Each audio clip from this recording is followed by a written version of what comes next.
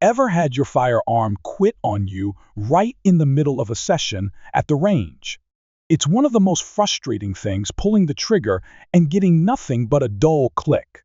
After digging through tons of reviews and swapping stories with fellow shooters, I've started to wonder if some manufacturers actually expect their guns to fail. So today, I'm bringing you a breakdown of 17 guns that tend to fall apart before reaching 1,500 rounds.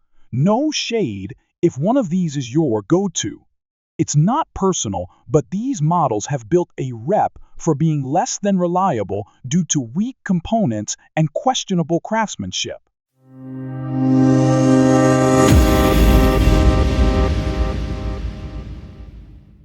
Llama Firearms Max 1. This little pistol pops up a lot in reliability complaints. Shooters often say the recoil feels harsh, and the overall build seems flimsy. Reports of the slide and trigger wearing down early sometimes within just a few hundred rounds are pretty common. Feeding issues and jams come up so frequently, you start to wonder if the design was ever meant for long-term use. The materials just don't seem to hold up under pressure. If you're someone who spends time training regularly, this gun probably isn't going to survive the grind. Grenle P30. At first glance, the P30 has sleek looks and modern styling, but once you dig into user reports, the problems pile up quickly. The slide and recoil spring assembly are common failure points once you've put it through a few hundred rounds. Initial performance might be fine, but as you rack up time at the range, issues like feeding failures and misfires become more frequent. The frame's hybrid plastic metal design makes it light, but not very tough. It's a decent pick for occasional carry, but definitely not built to endure serious range time. Rossi 38 Special Revolver. Classic revolvers have their charm, and the Rossi 38 looks great on paper, but in practice, it's kind of a gamble. Quality control seems to be all over the place. Some units show loose cylinders or misaligned timing just a few boxes of ammo in. It feels more like a budget revolver than one that's up for consistent use. Shooters report things like broken internals, especially the trigger return spring, and timing issues that mess with reliability. Bottom line, it might be okay for light, infrequent shooting, but don't expect it to last through rigorous training. North American Arms Mini Revolver. This ultra-compact revolver is great for deep concealment, and that's its biggest advantage, but the downsides show up fast under pressure. Many users report that after just a few hundred rounds, the alignment between the cylinder and frame begins to drift. It's a prime case of portability winning out over ruggedness. It's often recommended as a last-ditch backup rather than a main carry gun, especially if you train regularly. The tiny components just aren't built to take much punishment. If you're counting on long-term durability, this one might let you down. Pins and internals start loosening up fast, which is concerning for any kind of consistent shooting. Charter Arms Bulldog. This revolver has a loyal fan base, but not without its fair share of complaints. A lot of shooters have pointed out issues with cylinder lockup and poor timing after moderate use. Repeated firing seems to wear out the internals, leading to misfires and sloppy mechanics. The Bulldog seems geared more toward occasional use rather than intensive training. According to multiple reviews, the frame flexes ever so slightly with each shot, and over time, that leads to alignment problems that can't be ignored. It's an affordable revolver, sure, but when you need something you can rely on consistently, this might not make the cut. Armscor Rock Island. Armory 380 ACP. Plenty of shooters appreciate the affordability of this pocket pistol, but durability just isn't its strong suit. Several owners report cracked slides and damaged extractors, especially when the round count starts to climb. Feeding problems and jams also seem common, often blamed on the low-quality metal used in construction. If you're just doing some light carry or range time now and then, it might hold up okay, but it clearly wasn't built to endure 1 plus rounds without showing serious wear. The frame fatigue and inconsistent cycling are big red flags for those expecting long-term performance. Jimenez Arms JA380. One of the most infamous names in budget pistols, the JA380 is a regular feature on do not buy lists. The primary issue? It's built with zinc-based alloys, which are prone to cracking after even limited use. It's not uncommon to see reports of broken frames, failing slides, and constant feeding problems, and all of that starts showing up well before the 1,000 round mark. While it's one of the cheapest options on the market, you absolutely sacrifice durability and reliability in return. Springs wear out fast, components deform, and most users agree this is not a gun you want to bet your life on. Phoenix Arms HP22. This one caught me off guard with just how many users have run into issues. The HP22 uses zinc alloy in its construction, and after extended shooting, that's a real problem.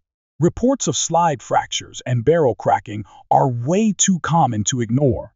Feed jams and extraction failures start popping up quickly, especially after putting it through regular use. The extraction system is particularly fragile, and many shooters say the gun starts failing after only a couple of hundred rounds. It's a wallet-friendly option, but that comes at the cost of long-term reliability. If you're hoping to push it hard, chances are it won't keep up. Davis Industries D38. This budget-friendly 38 ACP handgun might seem like a good deal at first, but that low price tag comes with a major trade-off in durability. According to countless user experiences, internal components, especially the trigger group, and feed mechanism begin to fail surprisingly early. Misfeeds are frequent, and the trigger just doesn't hold up under continued use. It's clearly a firearm built with cost-cutting as the top priority, with very little focus on resilience or longevity. Many shooters mention that once the round count starts climbing, performance drops fast. The frame begins to flex, which throws internal alignment out of whack, turning occasional hiccups into consistent and frustrating malfunctions. Kahr PM9. There's no denying this pistol has a sleek look and a nice-feeling trigger right out of the box. But dig into user feedback, and some issues come to light. Many reports indicate that key internals like the recoil spring and trigger assembly start to show wear far earlier than expected. Feed failures and a trigger that loses its crispness over time are also common complaints. It seems like this firearm is optimized for light, daily carry use, not for hundreds of rounds at the range. One recurring concern is the feed ramp, which wears out faster than it should, leading to ongoing reliability problems as you put more rounds through it. Sig Sauer P250. Sig Sauer is generally known for quality, but even their lineup isn't perfect.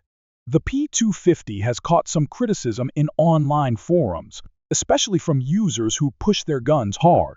There are multiple accounts of the slide and magazines wearing prematurely, especially without consistent cleaning and maintenance. What's more concerning is how often people mention the trigger return spring weakening over time, creating a soft, unreliable trigger pull. While this model may function well for everyday carry or light use, its durability under constant, high-volume shooting is questionable.